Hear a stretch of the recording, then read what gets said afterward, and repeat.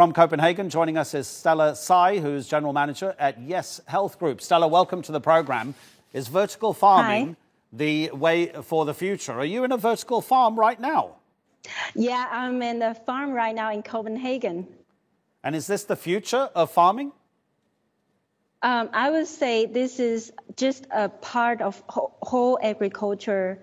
And we believe that by using this way of growing leafy salad for right now is the most optimal way to grow in terms of it's very land efficient and also energy efficient.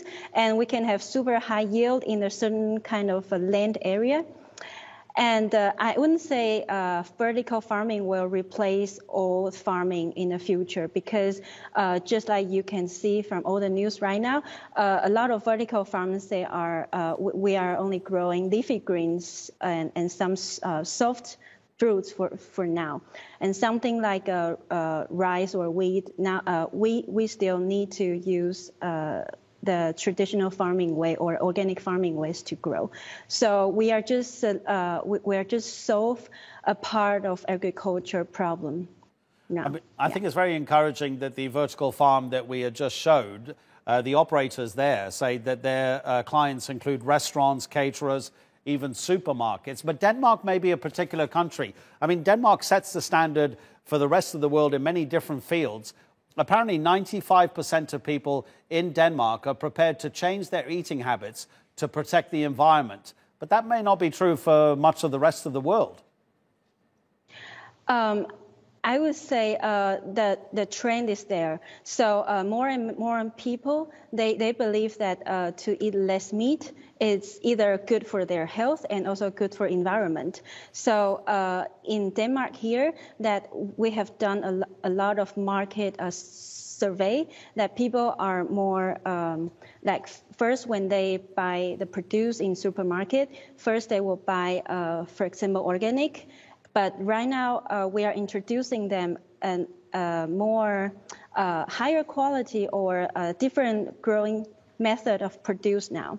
So, they really want to buy it in when we're out in the market. And I believe that's a future trend, not only in Denmark, not only in Northern Europe, but also in other parts of the world. That to eat more plant-based diet. Sure. On Monday, we did the story about the Danish government wanting to reduce carbon emissions by 70% within the next 10 years. And that shows the sort of ambitions that Denmark has. But what about helping through vertical farming or urban farming, helping the land that would traditionally be used to grow crops? What can be done with that land to help the environment? I would say that if we focus on building, we say large scale of vertical farms, that we move all the land that we normally use for growing, let's say, leafy greens, that we move them into indoor in vertical farms.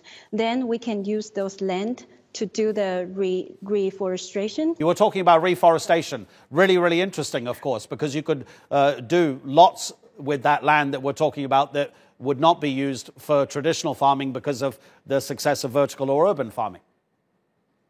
Right. Yeah. So we're actually planning that.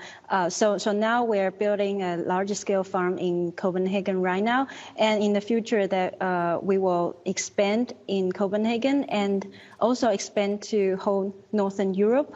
So in the future, building vertical farm and make the food production locally is our first step. And the next step, we will do the reforestation in the future.